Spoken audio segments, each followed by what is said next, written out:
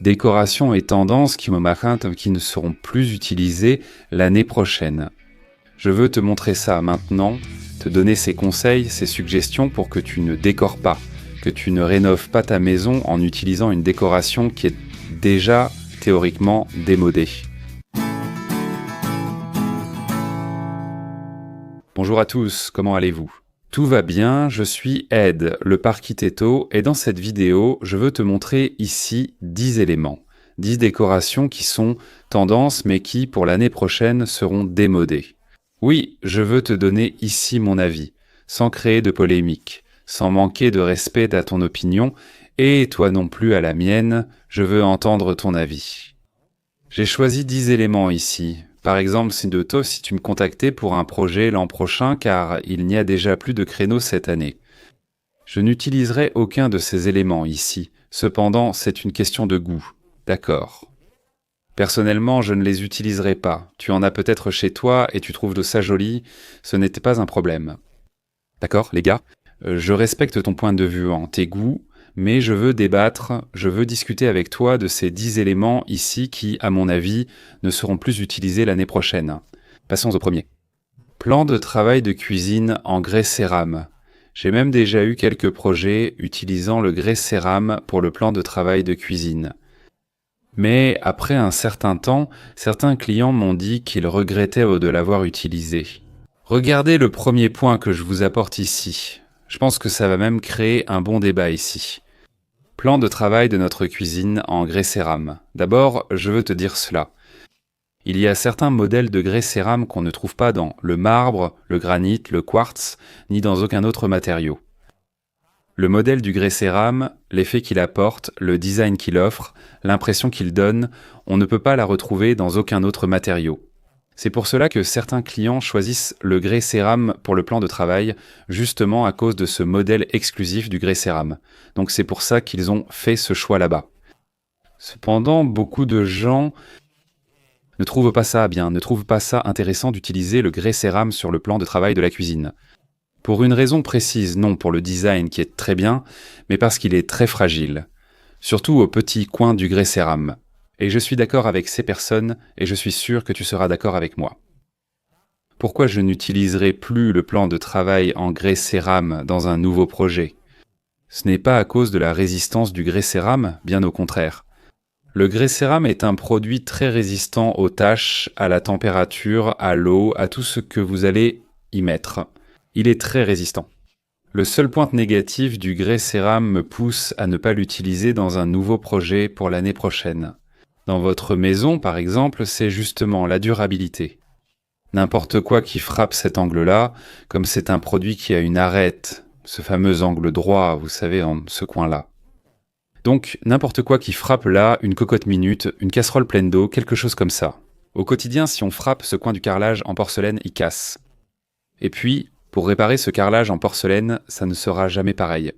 Donc ça, c'est un article que je n'utiliserai pas l'année prochaine et j'aimerais avoir ton avis. Alors, toi qui as du carrelage en porcelaine chez toi, tu regrettes d'avoir mis un plan de travail en porcelaine dans ta cuisine. Je le recommande pour la salle de bain, c'est joli et sympa. Justement à cause de cette diversité qu'il y a dans ces finitions. Là, on arrive à faire beaucoup de choses. Maintenant, pour la cuisine, je ne te conseillerais pas d'utiliser pour l'année prochaine les décorations les plus actuelles. Dirais-tu en commentaire si tu choisirais un plan de travail en grès cérame pour ta cuisine ? Après avoir évoqué le plan de travail en grès cérame, je souhaite maintenant parler du plan de travail foncé. On sait qu'il existe le granit noir, le Saint-Gabriel, le vert, l'Ubatuba, qui sont les granites les plus utilisés. Pour leur valeur, leur prix, car ils sont vraiment bon marché. Mais c'est une couleur très foncée. Maintenant, je ne veux pas te parler de prix. Parce que si on commence à parler de valeur ici, évidemment, je pense qu'aucun autre matériau ne sera meilleur pour faire le plan de travail de ta cuisine. En ce qui concerne le coût. À propos du granit, le granit est l'un des matériaux les moins chers que tu puisses mettre sur le plan de travail de ta cuisine tout en ayant une bonne décoration. Résistant à long terme, on sait que le granit est résistant. Ce produit s'installe sur ton plan de travail dans la cuisine et tu n'y penseras plus. Une fois posé, il dure à vie. Donc je ne veux pas parler de la résistance du matériau en soi. Ce n'est pas ça que je veux vous apporter, mais ce que je veux vous présenter maintenant, c'est le design du produit. Pourquoi est-ce que je ne vous recommanderais pas d'utiliser un plan de travail de couleur foncée pour votre cuisine? D'abord, cela va assombrir beaucoup votre plan de travail. Vous allez vous sentir coincé. Par exemple, si vous utilisez aussi des meubles en bois foncé. Si vous choisissez une pierre foncée et des meubles foncés, vous allez trop assombrir l'environnement. Et c'est la principale raison pour laquelle je ne vous recommanderais pas d'utiliser un plan de travail de couleur foncée. Juste, les gars, faites attention. Je ne vous recommande tout simplement pas de l'utiliser dans un nouveau projet justement à cause de l'esthétique. Ce n'est pas à cause du produit, ni du prix, ni de la durabilité que l'on sait qu'il a. Surtout le granit. Mais la couleur sombre sur le plan de travail, dès lors que vous utilisez une menuiserie sombre si vous avez déjà un sol foncé, pourquoi utiliser aussi un plan de travail sombre? Vous allez surtout trop assombrir votre pièce. On parle de cuisine, on parle d'un espace qui a besoin de lumière, on a besoin d'un endroit clair. C'est la cuisine, les gars, pas une chambre ni un salon télévision. On a besoin d'un espace clair, non? Pour pouvoir préparer les aliments, cuisiner, il y a la cuisinière, le four. Donc dans un nouveau projet, je ne vous conseillerais pas d'utiliser un plan de travail de couleur sombre. Cependant, je sais très bien qu'il y a des projets où il est très beau d'utiliser une couleur sombre pour le plan de travail. Je suis pour, mais je vais maintenant dire le contraire. Je soutiens l'utilisation d'un plan de travail sombre, à condition que votre sol soit de couleur claire et que votre menuiserie soit également de couleur claire. Et quand je parle de menuiserie, je parle du meuble bas et du meuble suspendu, tout ce qui est en bois en menuiserie, dans votre cuisine. On utilise une couleur claire et surtout, il faut utiliser une tonalité d'éclairage blanc, froid ou blanc neutre. Et beaucoup d'éclairage pour éviter que le plan de travail noir n'absorbe trop la lumière. Donc là, je suis d'accord avec toi, mais c'est aussi une décoration, un style sur lequel j'aimerais avoir ton avis. Si tu as ce produit sur ton comptoir, il n'y a aucun problème, c'est un excellent produit. Mais pour un nouveau projet où tu rénoverais ta cuisine, tu continuerais avec un plan de travail noir. Les plus courants sont le noir San Gabriel, le vert ou Batouba, de granit foncé et le quartz parfois très foncé. Tu garderais cette couleur pour ton plan de travail? Dis-moi en commentaire. Poignée entièrement en aluminium sur la porte, là sur ton tiroir, la porte de ton meuble suspendu de ton meuble bas. C'est aussi un autre produit que je n'utiliserai plus. Quand je vous parle, regardez, on a déjà les 3 premiers éléments ici, rien que dans la cuisine, et je n'ai même pas encore parlé des autres ici. Quand va-t-on faire la menuiserie de la cuisine, du meuble sous évier et du meuble suspendu? Pour toi qui me suis ici, surtout dans les vidéos récentes. Vous savez que je n'aime pas utiliser cette poignée en aluminium sur toute la porte. Je n'aime pas, ce n'est pas mon truc. Pourquoi? Pour l'esthétique. Il peut être fonctionnel, mais pour l'esthétique, non. Et j'ai lu ici certains de vos commentaires disant que ceux qui ont cette poignée dans leur menuiserie trouvent qu'il est difficile à nettoyer. Ça se détache facilement quand vous tirez, à cause de la colle. En général, il est collé, parfois même vissé. Avec le temps, un entretien est nécessaire. Je n'aime pas trop. Je n'aime pas utiliser une poignée entièrement en aluminium sur la porte, sur le tiroir, dans la menuiserie. Ce que j'aime utiliser, que j'utilise et que je recommande, c'est d'utiliser la porte elle-même comme poignée. D'accord? Ou parfois une poignée plus discrète, plus épurée, plus douce. Pour ne pas enlever, regarde, pour ne pas enlever la beauté de ta menuiserie. Imagine, tu as choisi une couleur de menuiserie magnifique, vraiment superbe, qui s'accorde avec la pierre, qui s'accorde avec le sol.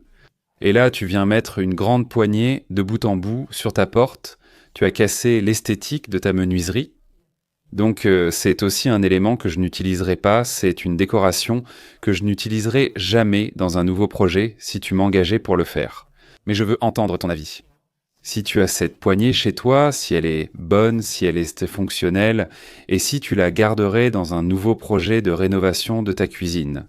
Celui-ci aussi, il y a beaucoup de gens qui seront d'accord avec moi. C'est quoi? Plusieurs types de sol dans la maison. Par exemple, tu entres chez toi, il y a du carrelage dans le salon, un autre carrelage sur la terrasse, un autre carrelage dans la cuisine. Du vinyle dans les chambres, un autre modèle dans la salle de bain. Tu imagines le mélange? Alors, regarde ce que ça donne d'avoir plusieurs types de sols. Chez toi, dans ta maison ou ton appartement, tu entres chez toi, tu as du vinyle. Tout ton salon. Dans la cuisine et sur la terrasse, c'est du grès cérame. Dans la chambre, tu gardes le vinyle. Dans les salles de bain, c'est du grès cérame traditionnel.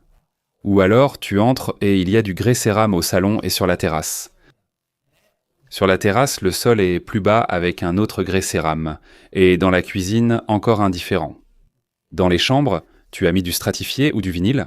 Donc ce mélange, cette quantité de types de sol, dans une maison, personnellement, je ne recommanderais pas, je n'utiliserai pas non plus, dans un nouveau projet. L'idéal est soit d'avoir un type de sol pour la cuisine, salon, salle télévision séjour et véranda. Éventuellement, le même revêtement dans la buanderie, si votre cuisine est attenante à votre buanderie. Ensuite, pour les salles de bain, vous êtes libre de choisir. Et aussi pour les chambres, car il y a une séparation par porte entre le salon et les chambres, le couloir et les chambres, la salle de bain. On aura toujours une porte qui va séparer, donc j'utiliserai toujours un seul revêtement pour toute la maison. Salon, balcon, buanderie, salle de télévision, salon et cuisine, salle de bain. Un carrelage en grès cérame qui peut être différent, il n'y a aucun problème, et dans les chambres, un revêtement vinyle ou un stratifié, c'est ça. Mais utiliser plusieurs types de revêtements de sol, dans une maison, dans un appartement, je ne trouve pas ça bien, d'accord ? J'aimerais aussi avoir votre avis. Êtes-vous de ceux qui préfèrent utiliser un seul type de revêtement de sol dans toute la maison, même si cela inclut aussi les chambres ? Ou bien tu n'es pas d'accord avec ce point de vue. J'ai différents types de sols chez moi, salon, terrasse, cuisine et chambre. Qu'en penses-tu ? Ici, on échange des idées, on parle de suggestions, d'astuces et d'opinions différentes. J'expose la mienne, je veux entendre la tienne ici dans les commentaires. Papier peint à fleurs ou très voyant ? Tu sais, ce papier peint qui en devient presque kitsch, disons-le comme ça, tellement il y a d'éléments dessus. Quand je parle de papier peint très voyant, je parle de ces papiers peints qui sont... Il y a des fleurs, il y a ce paysage, il y a plein de photos, il y a beaucoup d'éléments décoratifs sur le papier peint. Et du coup, l'image de ce papier peint devient fatigante. Imaginez que vous avez un salon épuré, très doux, très léger, avec des couleurs neutres, et vous mettez un papier peint là-bas. Tape à l'œil. Seul lui attirera l'attention dans la décoration de votre salon. Quand je te dis ça, je veux que tu comprennes que le papier peint, c'est un élément décoratif vraiment bien, c'est un atout dans la décoration. Tu vois ça ici ? Pour moi, c'est le meilleur. C'est le meilleur produit en papier peint que tu puisses mettre chez toi, dans ta chambre, dans ton salon, ta salle de séjour. D'accord ? Maintenant, utilisez un papier peint avec plusieurs motifs différents. Je trouve ça démodé depuis longtemps. C'est pour ça que j'ai apporté ce produit ici pour attirer votre attention et vous donner un conseil. Le LED derrière la télé, c'était une vraie mode quand ils ont lancé ces téléviseurs. Avec cet éclairage à l'arrière, ces LED colorés, vous regardez un film ou un match avec une lumière derrière la télé. Écoutez, je sais que je peux recevoir beaucoup de désaccords en fait, à propos de cet élément que je vous présente ici, le LED derrière la télé, mais je veux que vous compreniez mon point de vue. Si on parle d'un salon télévision épuré, un salon télévision contemporain, moderne, où vous avez utilisé un beau sol, une belle menuiserie pour le panneau, un joli rideau, un papier peint également discret. Pourquoi mettre un LED derrière la télé ? Dis-moi, c'est juste pour avoir cette sensation d'éclairage derrière ? Je suis contre le fait d'utiliser un LED derrière ta télé, surtout un LED coloré. Laissons ce produit pour la chambre de notre fils ou de notre fille. Laissons ce produit pour cette chambre gamer que ton fils a chez toi. Gardons-le pour cet environnement ou ta salle de jeu. Dans notre salon, non les gars. Dans notre salle de télévision, non. Dans notre salon, non. Utilisons uniquement la télévision. Pas question d'utiliser la LED derrière la télévision. Comptoir plus haut dans la cuisine. Celui-ci aussi a suscité beaucoup de commentaires dans les vidéos précédentes où je vous ai présenté cet élément et j'aimerais beaucoup avoir votre avis. Comptoir plus haut, là sur le plan de travail de la cuisine, pourquoi utiliser un comptoir haut ? Sur le plan de travail, là où se trouve notre plaque de cuisson par exemple, il est plus courant d'avoir un plan de travail à hauteur standard, 90 cm, avec la plaque de cuisson. Élevez ce petit L et installez un comptoir plus haut, pour que de l'autre côté il y ait des tabourets. Ces sièges plus hauts pour que vous puissiez prendre un encas rapide, par exemple là-bas. Pourquoi ne le recommanderais-je pas pour un nouveau projet si vous m'engagiez ? Parce que très souvent, fais attention à ce que je vais te dire maintenant. Très souvent, on dépense de l'argent pour faire ce comptoir plus haut, sur notre pierre, là sur notre plan de travail. Au final, tu ne l'utilises pas, il sert juste de décoration. Donc, je ne te recommanderais pas de l'utiliser si tu n'as pas l'habitude de prendre un encas rapide, un café rapide. Si tu n'as pas cette habitude au quotidien dans ta famille, chez toi, dans ton appartement, je ne le recommanderais pas. Maintenant, si tu as cette habitude, par exemple, là je suis d'accord avec toi pour utiliser ce comptoir plus haut. Ici, sur le plan de travail de ta cuisine, tu as la plaque de cuisson et la table juste à côté. Tu habites dans un appartement, ton salon, combiné avec la cuisine, est petit et tout le reste. Je suis déjà d'accord avec toi pour utiliser le comptoir plus haut. Pourquoi ? Pour protéger l'emplacement de ta plaque de cuisson par rapport à ta table. Que tu le veuilles ou non, un comptoir plus haut apporte une certaine sécurité. C'est le seul avantage, la seule raison d'utiliser un comptoir plus haut. À part ça, si je devais concevoir ta cuisine, je n'utiliserais jamais un comptoir plus haut. Ce n'est pas à cause de ce comptoir plus haut. Ce n'est pas parce que je parle ici que tu vas l'enlever ou être contrarié, triste par mes propos. Bien au contraire, c'est ce que je viens de vous dire il y a un instant, et au début de la vidéo. Ici, ce sont des opinions, d'accord ? Ce sont des points de vue. Je dis que si tu m'engageais et que, dans le projet, je devais faire pour toi, pour ta cuisine, un plan de travail plat, sans le comptoir plus haut, c'est ce que je ferais. Si ton studio comprend salon et cuisine et que je voyais qu'une protection était nécessaire, entre la plaque de cuisson et la table, il est clair que je vais utiliser. Je ne suis pas en train de te dire que ce n'est plus à la mode. Je ne suis pas en train de te dire que tu ne dois pas utiliser. Pour certains projets, oui, pour d'autres, non, mais je préfère éviter dans un nouveau projet. J'aimerais maintenant te poser une question. Tu utilises la hotte, là, sur ta cuisinière, sur ta plaque de cuisson. J'ai fait un projet récemment ici. D'ailleurs, j'ai même montré sur Instagram quelques photos, quelques vidéos de ce projet. Si tu ne me suis pas sur Instagram, suis-moi, le lien est aussi juste en bas. Il y a beaucoup de choses que je publie là-bas que je ne peux pas te montrer, ici sur YouTube, d'accord. Je montre surtout le quotidien du chantier là-bas, mais ici ce n'est pas possible. Dans ce projet, on a laissé le point pour la hotte, spécialement séparé là-bas. C'était un plan de travail en U, ce projet du client. Et il y avait là, au bout de ce plan de travail, le point spécifique, n'est-ce pas ? L'espace spécifique pour installer la hotte. Le point électrique est resté là-bas, tout est en ordre. Et puis, quand le client est venu, nous lui avons même indiqué les modèles de hotte à acheter, à installer dans la cuisine pour que cela soit joli, conforme au projet. Avoir une plaque de cuisson ou une cuisinière ne signifie pas que vous pouvez installer n'importe quelle hotte. Et puis, il était venu me voir et il m'a dit comme ça, ce projet, il a déjà quoi ? Je pense qu'il a environ 6 mois. Jusqu'à aujourd'hui, il n'a pas installé la hotte. Croyez-le ou non, ça va bientôt faire 6 mois et il n'a toujours pas installé la hotte. Tu sais ce qu'il m'a dit ? Je lui ai parlé récemment. C'est comme l'utilisation de la hotte ici, ça ne me manque pas. Je ne ressens pas le manque d'avoir une hotte dans ma cuisine ici. Je prépare le petit déjeuner, je fais le déjeuner, je prépare le goûter, le dîner, j'utilise le four, je fais tout ici et la hotte ne me manque pas. Alors, qu'est-ce que je veux que tu comprennes ? Ce n'est pas que la hotte est démodée, ce n'est pas qu'elle ne peut plus faire partie d'un projet, ce n'est pas ça, fais attention. Il existe des situations de cuisine de projet, où il y a une très bonne circulation d'air et cela ne va pas gêner la cuisson des aliments. La hotte n'est pas nécessaire. J'ai reçu ce retour du client, de la personne qui vit réellement cette situation chez lui. J'ai une hotte chez moi, mais pour être honnête, on ne l'utilise pas souvent. Donc c'est un produit que, dans votre nouveau projet, vous devez prévoir son emplacement, le point électrique, pour brancher le produit, quand il sera installé. Mais vous n'êtes pas forcément obligé de l'installer immédiatement. Ce que je peux te dire, c'est de faire un test d'abord. Dans ton quotidien, commence à utiliser, commence à profiter de ce nouveau bien, de cette nouvelle cuisine. Si tu remarques, mince alors. Il te faut une hotte. Tu prépares tout, mais tu ne l'achètes pas car elle a été très chère. Il y a des hottes à 1500 ré, il y a des hottes à 2000 ré, il y a des hottes à 5000 ré, il y a des hottes à différents prix. Donc, parfois, 5000 ré pour une hotte que tu as aimée. Cela peut être investi dans le plan de travail, l'éclairage, la menuiserie, les conditions, etc., etc. D'accord, je veux que tu comprennes cette vision avec moi ici.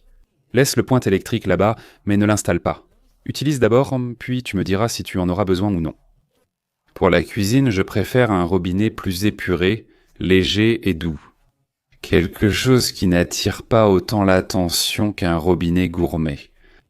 Pourquoi un robinet gourmet? Il a une taille, une courbe, un côté glamour et attire l'attention. Ce n'est pas cet objectif que je souhaite transmettre dans un nouveau projet pour vous. Je veux de l'harmonie. Je souhaite que tous les éléments, y compris le robinet, s'accordent dans votre cuisine. Installer un robinet gourmet attire l'attention, d'accord? Réfléchissez bien à l'adéquation d'un robinet gourmet chez vous. Je ne dis pas que vous ne pouvez pas l'utiliser, faites attention, vous pouvez l'utiliser sans problème. Si c'est à votre goût, si vous aimez, mettez-le, il n'y a aucun problème. Soyons heureux.